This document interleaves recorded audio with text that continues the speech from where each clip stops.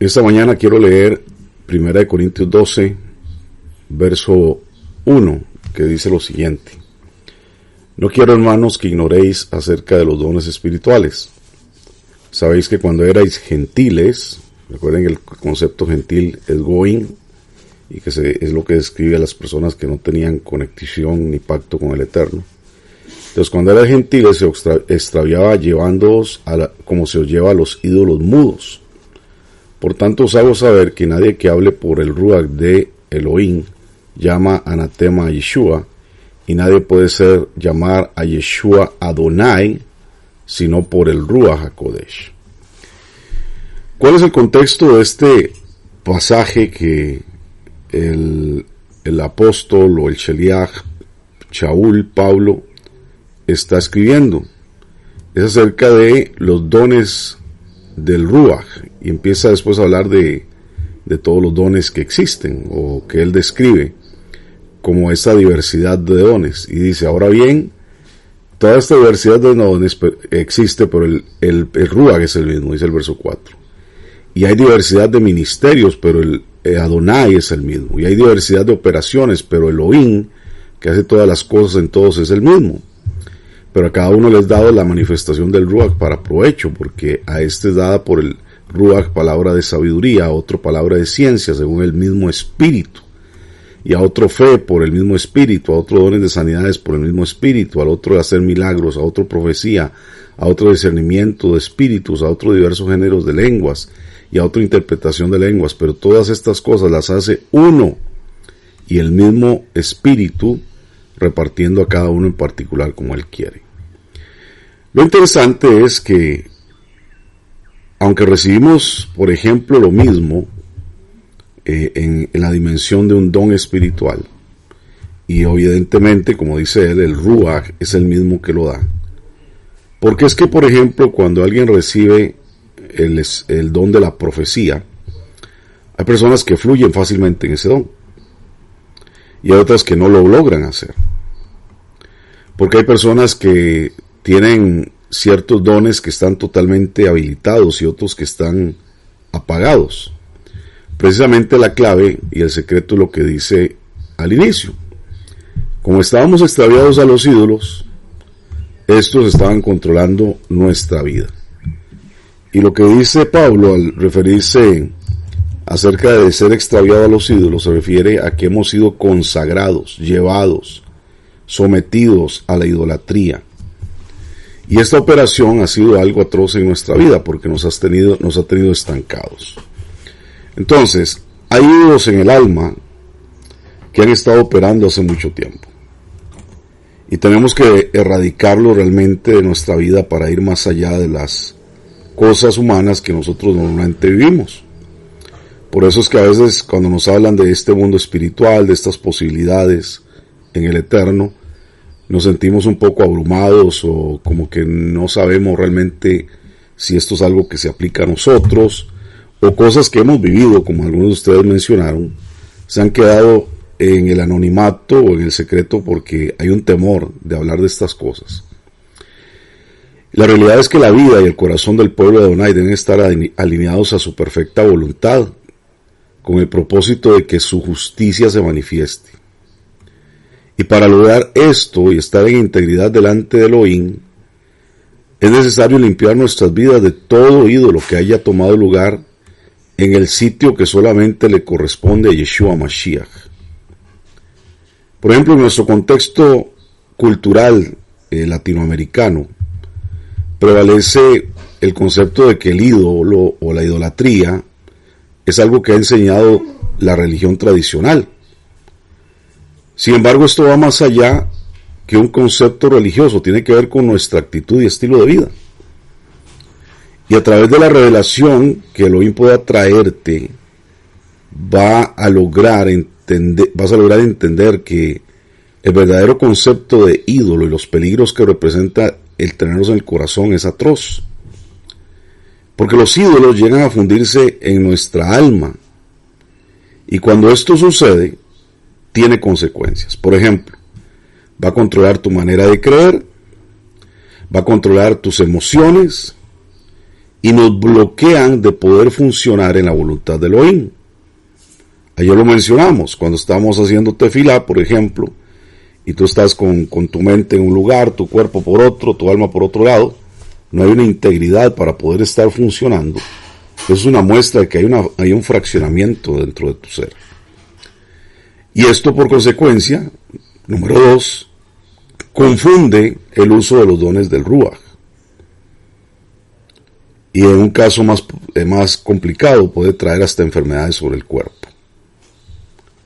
Entonces, cuando hablamos de esta neshama, de esta alma, es donde opera la mente, la voluntad, las emociones.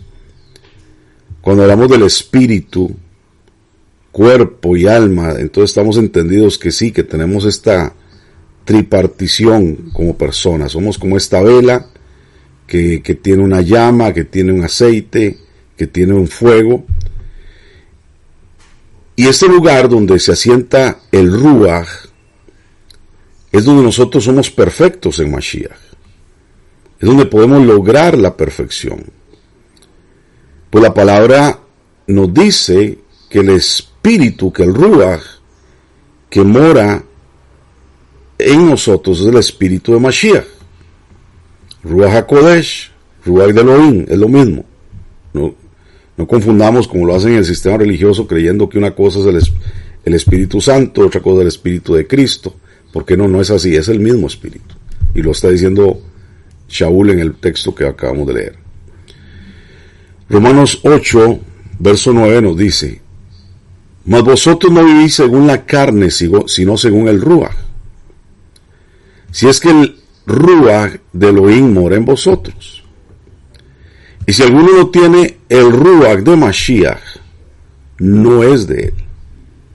Pero si Mashiach está en vosotros, el cuerpo en verdad está muerto a causa del pecado, mas el Ruach vive a causa de la justicia. Entonces, evidentemente, cuando hay un asentamiento del gobierno de Mashiach en nuestra vida, nosotros estamos totalmente rendidos en nuestra carne. Nuestra carne no tiene ninguna operación, nuestra carne no está siendo llevada hacia el pecado. Por eso no tenemos que seguir en la justificación religiosa de que todos somos pecadores y no podemos hacer nada al respecto. Si tú sigues diciendo eso, pensando de esta manera, quiere decir que el espíritu de Mashiach no está en ti. Entonces, como creyentes, nosotros debemos entender que en nuestro Ruach no existe nada erróneo. No existe nada equivocado. No hay nada que hacer con él, no se puede perfeccionar, no se puede trabajar. Los dones espirituales son perfectos. Por eso en el sistema religioso es complicado cuando tú escuchas que hay una escuela de profecía o una escuela de sanidades. No, eso no existe. Nadie tiene que enseñar acerca de eso, todo eso es perfecto. El tema es que el vaso que sostiene estas capacidades es el que tiene que trabajarse, que tiene que alinearse, tiene que ser perfeccionado. Pues el Ruach de Mashiach es el que mora o debe de morar en nosotros.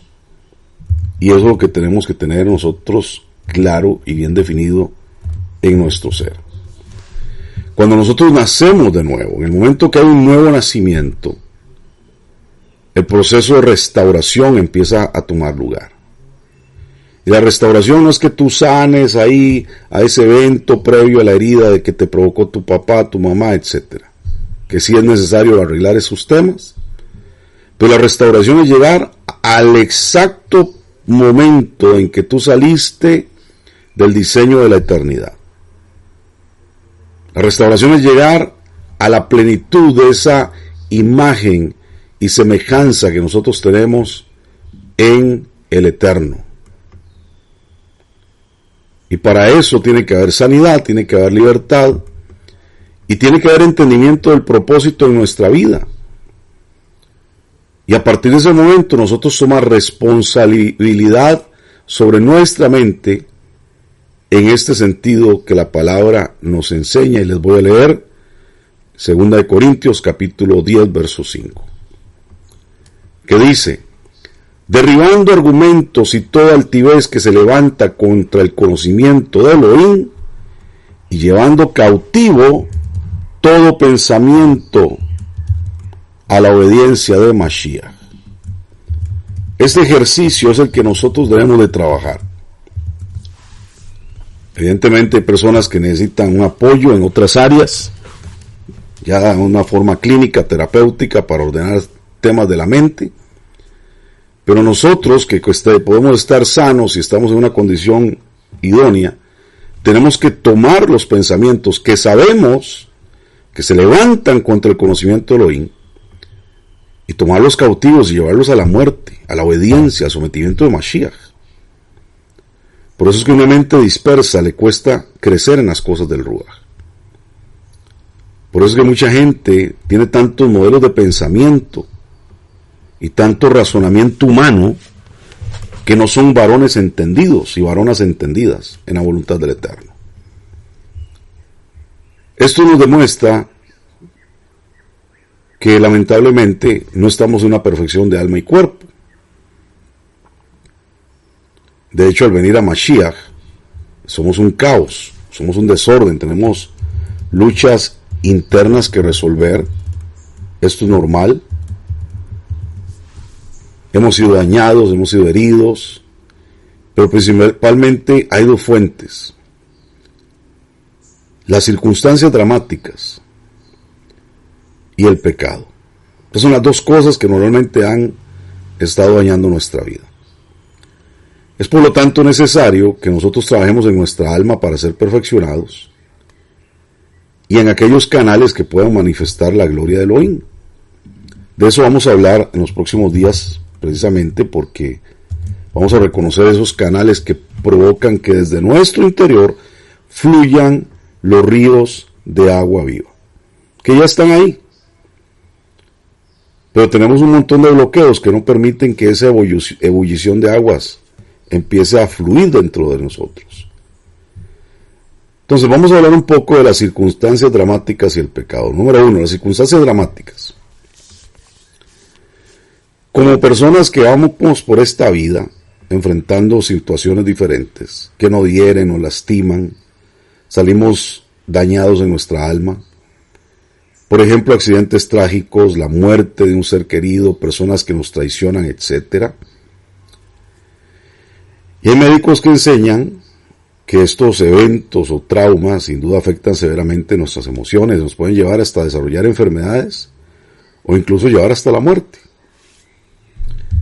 Yo le comparto un testimonio personal. Yo hace unos años atrás tuve un grave accidente, precisamente un día después de un servicio fuerte de liberación, y fui tuve que hacer algo, pasé por mi suegra a la casa que estaba cuidando a mis hijos, la fui a dejar, y lo único que sé es que al día siguiente amanecí en el hospital.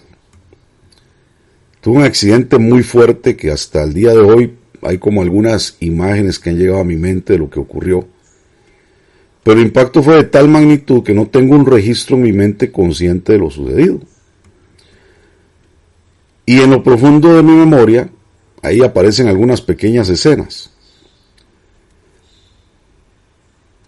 Entonces, ¿qué es lo que sucede? Que este evento que provocó tanto dolor me bloqueó. Y no significa que no haya sucedido. Pero esta situación al final genera heridas. Y podemos tener un ejemplo bíblico acerca de un varón en la Escritura. Por ejemplo, la vida de Job. Un hombre que en un momento, de la noche a la mañana, empieza a entrar en una situación caótica. Este varón pierde todos sus bienes, posesiones, familia, de una forma repentina, y esto lo lleva a caer en una enfermedad física. Dice la Escritura que su cuerpo se cubrió de llagas, y esto por consecuencia lo llevó a una condición de amargura en su alma. Eso lo dice, por ejemplo, el capítulo 2 de Job, y voy a leer otros versos de su historia, por ejemplo el 3:1 al 2, que dice que después de estos acontecimientos, Job abrió su boca y maldijo su día. Y exclamó Job y dijo, perezca el día en que yo nací, y la noche que se dijo, varón es concebido. Sea aquel día sombrío, y no cuide de él Elohim desde arriba, ni claridad resplandezca sobre él. En el capítulo 7, verso 3 dice, así he recibido meses de calamidad y noches de trabajo me dieron por cuenta. Cuando estoy acostado digo, ¿cuándo me levantaré? Mas la noche es larga y estoy lleno de inquietudes hasta el alba. Mi carne está vestida de gusanos y de costras de polvo, mi piel hendida y abominable. Evidentemente la situación que estaba viviendo Job físicamente era así de lamentable. O sea, lo que él estaba viviendo no era cualquier enfermedad, no era cualquier calentura, fiebre, no. Era una situación que estaba haciendo que su cuerpo literalmente estaba siendo consumido. Y en este ejemplo podemos ver un gran momento de angustia y como consecuencia su alma estaba tan herida que llegó hasta desear la muerte. Esta amargura, este dolor que lo llevan a pronunciar con sus labios palabras que lo atan, lo tiene en una condición crítica. Si nosotros estudiamos un poco la tradición acerca de la historia de Job, nos vamos a dar cuenta que Job recibió un juicio muy fuerte porque él fue el consejero, él era uno de los 3 consejeros de la corte de Faro en tierra de Egipto. Precisamente cuando este Faro o faraón era el que deseaba destruir al pueblo de Israel. Y precisamente Job fue el que apoyó la iniciativa de otro varón llamado Bilam o Balán, que ya saben que ustedes quién es, para dar muerte a los hijos de Israel, a los niños, el asesinar a los niños. Y Job, precisamente, no dijo nada al respecto, no dijo sí, no dijo no, simplemente cayó y su silencio lo hizo aliarse con esta atrocidad. Por eso se considera que Job recibe todo este proceso tan difícil en su vida. En Proverbios 18, 20 al 21 dice, del fruto de la boca del hombre se llenará su vientre, y se saciará del producto de labios. La muerte y la vida están en poder de la lengua, y el que la ama comerá de sus frutos. Por eso cuando hay una herida emocional, la angustia, la depresión, el dolor, como en el caso de Job, eran tan profundos, que sus palabras iban también acorde a su estado anímico. Por eso es que tenemos que tener mucho cuidado en nuestras palabras. Por eso es que tenemos que aprender a gobernar nuestra alma, porque cuando estamos enojados hablamos. Cuando estamos tristes hacemos declaraciones. Cuando no tenemos dominio sobre nuestras emociones desordenadas, estamos a veces hablando y tenemos que ser muy cuidadosos. Y pedirle al Eterno que ponga freno en nuestros labios. Todas estas declaraciones que Job empezó a tener de muerte, porque si ustedes recuerdan originalmente, cuando el contrario pide a Job para ser probado, el Eterno dice, haz todo lo que quieras, pero no toques su cuerpo, no toques su vida, no lo mates. Entonces estas enfermedades no venían de parte del contrario, venían de parte de un alma que estaba deteriorada y de palabras que salían a la ligera. Inclusive su mujer le dijo cuando empezó a llenarse de costras, maldice a tu Elohim y muere.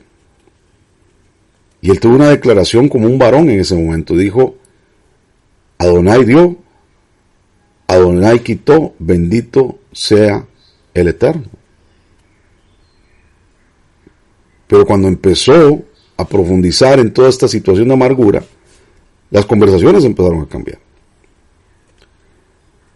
Entonces, amados, algunos de nosotros en algunos momentos tal vez no nos hemos dado cuenta de que hemos vivido eventos dramáticos, estamos heridos, y todo esto que ha traído a nuestro corazón situaciones de vergüenza, de temor, de dolor, etc. En lugar de reconocerlo, los olvidamos para no enfrentarlos. Pero eso no quiere decir que no estén ahí moviendo nuestra manera de ser, nuestra manera de actuar, nuestra manera de pensar y nuestras declaraciones. Por eso tenemos que aprender a ser restaurados. En segundo lugar, el otro evento que mencionamos es el pecado, cómo el pecado hiere el alma del ser humano. Sea un pecado cometido contra uno mismo, contra otra persona, el alma es herida cuando la persona ha sido rechazada, abusada, traicionada, o cuando ha practicado pecados contra sí mismo, con pornografía, drogas, alcohol, abusos en el cuerpo, etc. Estas cosas dañan el alma. Y la palabra nos advierte del cuidado que debemos de tener del pecado contra el hermano. Por ejemplo, 1 Corintios 8:12. Dice de esta manera, pues, pecando contra los hermanos e hiriendo su débil conciencia, contra Mashiach pecáis. Esto es lo que se conoce como un pecado contra el cuerpo. ¿Por qué? Porque muchas veces nuestras declaraciones, nuestras conversaciones, nuestras actitudes, nuestra lashon hara, nuestra lengua maligna, ha estado dañando la vida de otras personas. Y nosotros creemos que esto solamente queda en el ámbito de que, bueno, le hice una maldad a alguien. O lo tomamos como una inocentada de decir, ups, se me salió. Pero estamos cometiendo un pecado grave contra el cuerpo de Mashiach. Entonces, ¿cuántas veces pecamos contra personas y no le damos la importancia de vida a esta circunstancia? Hemos pecado de manera que hemos abierto heridas, hemos maltratado a otros hermanos. Por ejemplo, uno de los pecados más condenados, castigados en la Torá es la lengua maligna, la lashon hara. Tanto así que en el tiempo de estar en la tierra de Israel traía el problema de la zará, que se tradujo incorrectamente como lepra, pero realmente era algo más que una lepra. Hoy en día, ¿cómo se manifiesta la zará? Bueno, se manifiesta trayendo caos, destrucción, miseria, pobreza en la vida familiar. Entonces, cuando hay chisme, cuando hay difamación, cuando hay falso testimonio, son pecados contra el cuerpo de Mashiach. Estamos pecando contra el campamento del Eterno, contra su cuerpo, donde está la congregación de los Kedoshim, de los santos. Entonces, cuando se hiere a otro, se peca contra Mashiach, como acabamos de leer en 1 Corintios 8:12. El problema es que dentro de las congregaciones no se ha dado la atención debida a estos detalles, a este tipo de pecado. La gente opta por una salida fácil, por ejemplo, pues me voy de la congregación, me voy de esta iglesia, y piensa que alejarse y dejar todo sin arreglar es la solución. Sin embargo, no reconocer la falta ni arreglar la situación es sinónimo de continuar dañando, hiriendo el alma de otras personas y por consecuencia contra el cuerpo de Mashiach. Y es que cuando hay lashon hara, amados, tú destruyes el alma de alguien, y según la Torah esto es equivalente al asesinar a una persona, porque mira la consecuencia de todo lo que desencadena. Una persona con una herida puede llegarse hasta enfermar y puede llegar hasta la muerte. Entonces, cuando hay heridas físicas y heridas en el alma, hay que prestarles atención. En Miqueas 6:13, libro del profeta Mica, dice: por eso yo también te hice enflaquecer, hiriéndote y asolándote por tus pecados.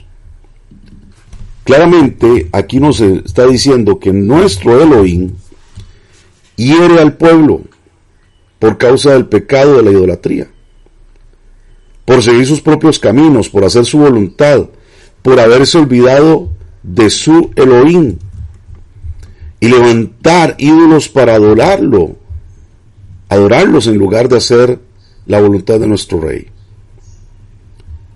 Por eso dice Romanos 3:23, cuanto todos pecaron, están desechados, destituidos de la gloria de Elohim. ¿Qué quiere decir esto? Que en el momento que nosotros estamos en esta circunstancia de pecado, pasamos a un ámbito, una esfera de vergüenza, de muerte, de caos. Y todo ser humano ha estado ahí, está o estará, por causa de la condición de su alma. Y el alma que está herida controla cada parte de la mente, de los pensamientos, la manera de pensar, la habilidad de escoger entre lo bueno y lo malo. Y cuando se toman decisiones y no se ven resultados esperados, es porque la mayoría de veces se hacen desde las heridas del alma. Te doy un ejemplo. Hay parejas que se han unido en matrimonio no porque entiendan el propósito de Elohim, sino porque habían heridas en su alma. Ahora, hay algo claro que debemos de entender. Nosotros no nos casamos por amor, porque tenemos que amar siempre al prójimo. Pero nosotros nos casamos para perfeccionar nuestra vida, perfeccionar nuestra alma. Nos casamos para cumplir la voluntad del Eterno. Y evidentemente, estamos con un prójimo al que tenemos que amar. Pero hay parejas que se unieron en matrimonio por las heridas del alma. Piensa en cuántas personas tuvieron relaciones previas antes de casarse con alguien, donde salieron resentidos, dañados de una relación, inician otra sin saber si realmente su alma ha sanado. Tal vez hasta su vida sexual han comprometido. Entonces llegan a un matrimonio fraccionados en su alma, tratando de armar con otra persona rota una familia, una relación. Y como no hay un compromiso en la sanidad, sino que hay un compromiso en la herida, empezamos a tener problemas. Otros que se van de congregaciones resentidos y dicen, no, yo no estoy de acuerdo con muchas cosas, de qué está pasando aquí, bla, bla, bla, y empiezan a contaminar a hermanos, y se van y se levantan otra congregación diciendo que es lo que Elohim les dijo, que es que el Espíritu les habló, que ellos sienten, que es lo que tienen que hacer, y siguen actuando heridos en su alma, porque cuando estamos heridos en el alma, distorsionamos los dones espirituales. Pero todo lo que se está haciendo es con base a una herida. Tomamos decisiones importantes en la vida desde esas heridas. Creemos haber escuchado la voz del Ruach, de Elohim. Pero lo que hemos escuchado es un alma que está herida. Y esta herida trae confusión. Por eso las decisiones no son acertadas. Y lo que se encuentra en tu alma te controla. En Romanos 7:20 dice, si hago lo que no quiero, ya no lo hago yo, sino el pecado que mora en mí. Es decir, que llegamos a un estado tan crítico, tan deplorable, tan complicado, que ya no hacemos lo que tenemos que hacer, lo que deberíamos de querer hacer, sino que hacemos lo que el pecado nos dicta. Entonces, cuando estamos heridos en el alma, estamos expuestos a ser dominados por el pecado, a tomar decisiones basadas en el pecado. Y si no le hemos dado importancia a esto tan delicado, entramos en un caos. Hoy, amados queridos, tenemos la oportunidad de trabajar en esta situación, que por años han traído consecuencias a la carne, consecuencias del pecado a nuestras vidas. ¿Por qué? Porque estas heridas del alma le dan poder a los ídolos. Ídolos que se traducen en demonios que toman control legal de nuestra vida. Eso es un asidero, una puerta al contrario para que venga a atacarnos y para que nos retenga y no hagamos lo que tenemos que hacer. Si una persona no ha sido realmente purificada, como tiene que ser en su vida, no sana sus heridas, puede llegar al final a ser severamente atormentada por los espíritus inmundos. Algunas personas van a procesos de sanidad, liberación, a veces sin una guianza correcta, sin una persona bien entendida a llevarlo por un proceso. Van a un retiro espiritual, a un encuentro, eventos de diferentes índoles, regresan emocionados, felices, dan testimonio de lo que sucedió, pero a los pocos días están igual, porque no hay un proceso a donde realmente se han sometido. Han tenido una experiencia, pero no un proceso. Y la gente cree que cuando vienen, por ejemplo, a Mashiach, como se nos enseña en la tradición religiosa, vengo a Él, reconozco mis pecados y la sangre me limpia, y ahora yo estoy bien para el resto de mi vida. Esto es una mentira grande del sistema religioso. Tenemos que aprender a caminar totalmente convertidos, no a un sistema religioso, sino a buscar el regreso a la casa de nuestro Padre, buscar el regreso a la perfección por medio de la Torá, y entender que esas luchas que van a haber en el camino tienen ya una solución con respecto a lo que la palabra nos enseña.